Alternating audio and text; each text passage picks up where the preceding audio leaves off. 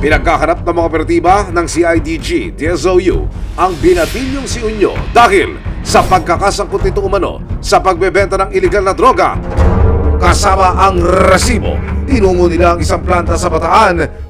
Pero para makapasok, ipinakiusap ng may-ari ng planta na magpanggap bilang construction workers ang mga operatiba para makalapit sa kanilang target. Dito ko sa punto na to, nagtanggalan sila ng hard hat, pinababaho yung mga face mask, pati mga balot sa mukha. Bakit to? Nakatulong po yan nung tinanggal nila. Kaya yung isang kasamaan namin, nagsinyas na kami na lapitan na yung subject upang sa ganun, masabihan na rin siya. Ilang beses nyo pong pinasok at pinenetrate itong planta? Isang beses namin na sinubukan, pero yung isang beses na yun is naka-penetrate kami agad. Ilang saglit pa, lumitaw na si Unyo mula sa 50 construction workers na ipinatawag ng manager. Ikaw ay may karapatang manahimik o magsawalang kibo. Nang makapanayam ng resibo si Unyo, hindi na niya itinanggi ang kaso laban sa kanya. Tingin niyo, sir, bakit po kayo nahuli? Dahil dun sa kaso ko, kasalanan mo ginawa. Magamit lang po.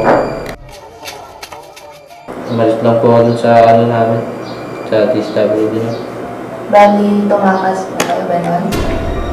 Kwento pa ni Unyo, nagawa lang daw niya ito para kumita ng pera para sa pamilya. Nanay ko, tsaka kapatid ko, napadala ko. Dun sa Quezon Province. Nanay ko, yung kapatid ko, nag-aaral sa Manila. Ayun ang sinusuportahan niyo. Yung bibigay-bigay lang. Nag-aaral ko. Hindi na menor de edad si Unyo ngayon, pero ayon sa utos ng korte, kailangan muna siyang ibalik sa rehabilitation facility na una niyang naging tahanan. Yung isang minor o isang CICL is recommended po ni court para sa turnover po sa isang facility kung saan doon po siya mag-in-house intervention. Sa tulong ng Municipal Social Worker Development Office o MSWDO ng Mariveles, Bataan, haharapin ni Unyo ang mga pagdinig sa mga kasong isinampalaban sa kanya noon tulad ng paglabag sa Republic Act 9165 para sa sale and possession of illegal drugs.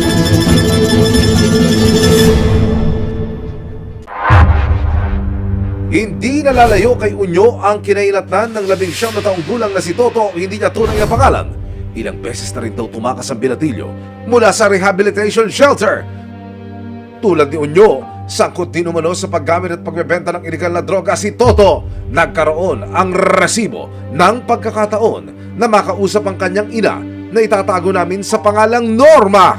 Kwento niya, alam niyang mali ang ginawa ng kanyang anak. Ano po binabanggit ng bata sa inyo? Bakit siya lumayas? Bakit siya tumakas dito sa shelter po? Ang isip niya, akala niya hindi ko siya madalaw. Opo. Akala niya yung wala na ba akong ano sa kanya, nagaganon po. October 1, 2024, kasama ang resibo. Nagsani puwersa ang CIDG, DSOU at MSWDO para muling ma-rescue si Toto. Natuntun siya sa isang barangay sa Rizal. Karapatan mo manahimik o magsawalang kibo. Alam mo lang yung sasabihin ay maaaring gamitin pabor o laban sa iyo sa anumang hukuman. Nang maposasan at dalhin sa barangay, hindi napigilan ni Toto na maiyak at yumakap sa kanyang ina. Pagkabasa sa kanyang mga karapatan, agad na siyang dinala ng mga otoridad sa PNP Montalban. Kalaunan, itinurn over na siya sa isang shelter ng Rizal. Dito muna siya mamamalagi habang dinidinig ang kanyang kaso. Kung sakaling mapatunayang nagkasala ang dalawa, maaari silang maharap sa mahigit 12 taong pagkakakulong.